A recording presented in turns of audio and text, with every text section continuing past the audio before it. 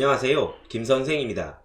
지난번 영상에서는 고려대학교의 2021학년도 신입생 선발 계획에 대해 알아보았습니다. 고대가 어떻게 신입생을 뽑으려는지 이해하셨지요? 오늘은 성균관대학교의 선발 계획에 대해 알아보겠습니다. 먼저 성균관대학교의 선발 비율과 모집 인원을 살펴보겠습니다. 작년과 비교하여 모집 인원의 큰 변화가 없고 거의 똑같습니다. 여전히 학생부 종합전형의 비중이 높고 정시 비중 역시 30%를 유지하고 있다는 것이 특징입니다. 학생부 종합전형으로 선발하는 학생들에 대해 성균관대가 어떤 생각을 갖고 있는지 확인할 수 있는 대목입니다. 종합으로 선발된 학생들의 수준이 대학이 기대하는 것 이상 좋다는 것을 생각해 볼 수 있겠습니다. 다음으로 각 전형별 상세 설명으로 넘어가겠습니다. 먼저 학생부 종합 계열 모집 전형입니다. 성균관대의 특징으로 볼 수 있는 지점입니다.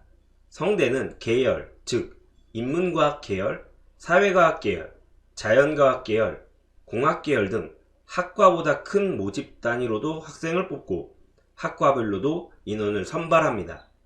이를 통해 알 수 있는 것은 성대는 학과에 대한 뚜렷한 학업 계획이 있는 학생은 학과 단위별로 선발하고 학과는 특정하지 못하지만 관련 분야에 두루두루 관심을 보이는 학생들은 계열별로 선발한다는 것입니다.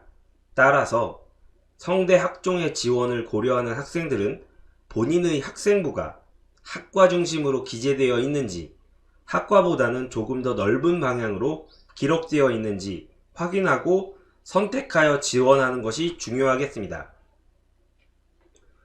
전형 요소는 서류, 즉 학생부 및 자기소개서이며 면접과 수능 최저학력 기준은 없습니다.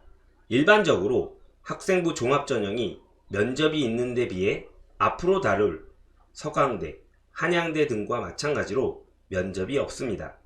이러한 대학들의 생각을 살펴보면 아마도 우수한 학생이지만 연세, 고려대에 합격하긴 어려운 학생들을 선발 타겟으로 삼는 것으로 보입니다. 물론 실제로는 연고대의 지원을 병행하는 경우가 많습니다. 최근 몇 년간의 성균관대 학생부 종합전형의 추가 합격 비율을 보면 성균관대 합격생 중 상당수가 서울대, 연세대, 고려대에 중복 합격하여 이들 대학으로 이탈한 학생임을 알 수 있습니다. 즉 성대는 서울대, 연고대 등 상위권 대학에 합격할 확률이 높은 학생은 아예 지원을 받지 않겠다는 뜻으로 읽힙니다. 다음으로 살펴볼 전형은 학종, 학과 모집입니다.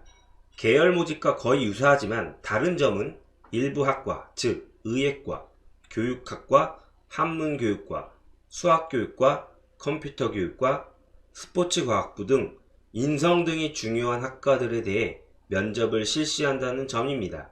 면접은 지난해에는 수능 이전 실시되었으며 올해도 수능 이전 면접을 실시해 성대에 충성심이 높은 학생들을 선발하려 노력하지 않을까 예상해 봅니다. 다음으로 살펴볼 전형은 논술 전형입니다. 논술 전형은 학생부 40%에 논술 점수 60%로 이루어지며 수능 최저학력 기준이 있는 전형적인 논술 전형의 모습입니다. 수능 최저학력 기준은 표를 참고하시기 바라며 수능 최저가 있는 만큼 지원을 고려하는 학생들은 본인이 지원하려는 모집 단위의 수능 최저 만족 요건을 확인하시어 수능 대비도 이루어져야 하겠습니다. 각 주에 나와 있는 대로 탐구 영역 2개 과목의 경우 평균으로 산출하여 소수점 이하는 버립니다. 즉 탐구 과목 하나가 2등급, 다른 하나가 3등급일 경우 평균은 2.5등급이나 소수점 이하는 버림으로 2등급으로 계산되니 참고 바랍니다. 인문계열 모집단위에 지원하는 경우 탐구 영역 한 과목을 제2외국어 한문으로 바꿔주니 인문계열 학과, 계열에 지원하려는 학생들은 제2외국어 한문 영역 중 한 과목을 선택하여 미리 준비하시는 것도 좋은 전략이 될 수 있습니다. 성균관대 논술 전형에서는 학생부 중 교과, 비교과가 40% 반영됩니다. 이중, 교과, 즉 내신은 30%가 반영되는데 인문계열은 국수영사 교과에 속한 모든 과목이, 자연계열은 국수영과 교과에 속하는 전 과목이 반영됩니다. 학년별 비율은 표에서 확인하시기 바랍니다. 언뜻 보면 전체 100 중에 30이라는 비중은 높아 보입니다. 그러나 실상은 다릅니다. 아래 표를 보시면 등급별로 어떤 점수를 받게 되는지 확인할 수 있습니다. 보시는 바와 같이 내신 1등급대 학생들과 내신 7등급대 학생들이 받는 점수 차는 3점에 불과합니다. 9등급을 받아도 20점을 획득합니다. 내신이 9등급이라는 것은 1학년 때부터 3학년 1학기까지 모든 과목을 9등급을 받았을 때나 가능한 것으로 실제로 거의 불가능에 가깝습니다. 이를 통해 확인할 수 있는 것은 논술 전형에서 내신은 거의 의미를 갖지 못한다는 것입니다. 적어도 내신 때문에 성대 논술 전형에 지원을 못한다는 것은 말이 안 된다는 것이니 참고하시기 바랍니다. 나머지 비교과 10%도 무단결석을 밥 먹듯 한다거나 봉사활동 시간이 3년 동안 20시간이 안 되는, 즉 학교를 거의 안 다닌 학생들에게나 6점이 주어지고 나머지는 거의 모두 10점 만점을 받게 되므로 학생부 40%는 명목상 40%이지 실제 비중은 거의 0에 가깝다고 이해하시면 되겠습니다. 그 외에 특별한 지원 자격이 있어야 하는 특별전형은 제외하겠습니다. 농어촌 지역 학생, 특성화고 학생, 차상위 계층 학생들은 전형 계획안을 직접 살펴보시기 바랍니다. 마지막으로 정시 모집을 알아보겠습니다. 정시 모집에서는 앞서 살펴본 바와 같이 인원의 변화는 없습니다. 단, 일부 모집 단위의 군 위치가 변경되었고 영어에 대한 가산점 반영 방법이 바뀌었습니다. 먼저 군 위치 이동이 이루어질 학과는 표를 참고하시기 바랍니다.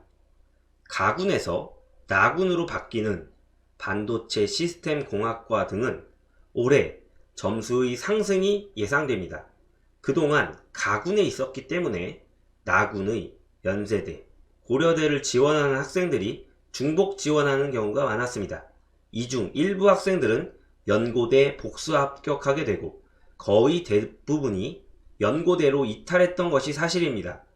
자연스럽게 커트라인은 예상보다 낮아지게 되는 현상이 발생했던 것입니다. 그러나 올해는 나군으로, 즉 연고대와 중복 지원을 할 수 없으므로 수능 점수는 예년보다 약간 상승하지 않을까 예상됩니다. 반대로 나군에서 가군으로 군 위치를 변경할 글로벌 리더학과, 자연과학 계열은 마찬가지 논리로 예상 커트라인 점수보다 하락할 것으로 예상됩니다. 그동안 위 두 개 학과는 연고대와 군이 같았으므로 지원자들이 분산되었던 것과는 다르게 올해는 연고대 중복 합격자가 대부분 이탈할 것이므로 예상 수능 점수보다 약간 하락할 것입니다. 이러한 점을 참고하시면 좋겠습니다. 다음으로 살펴볼 정시 모집 변경 사항은 영어 가산점 관련 부분입니다. 표 두 개가 보이는데 위의 표는 지난해 정시 모집 때의 것이고 아래 표는 올해 계획사항의 것입니다. 지난해까지 인문계열, 자연계열의 구분이 있었으나 올해는 계열에 상관없이 수능 영어 등급에 따라 가산점을 부여합니다. 표를 보시면 인문계열은 지난해와 달라진 것이 없습니다.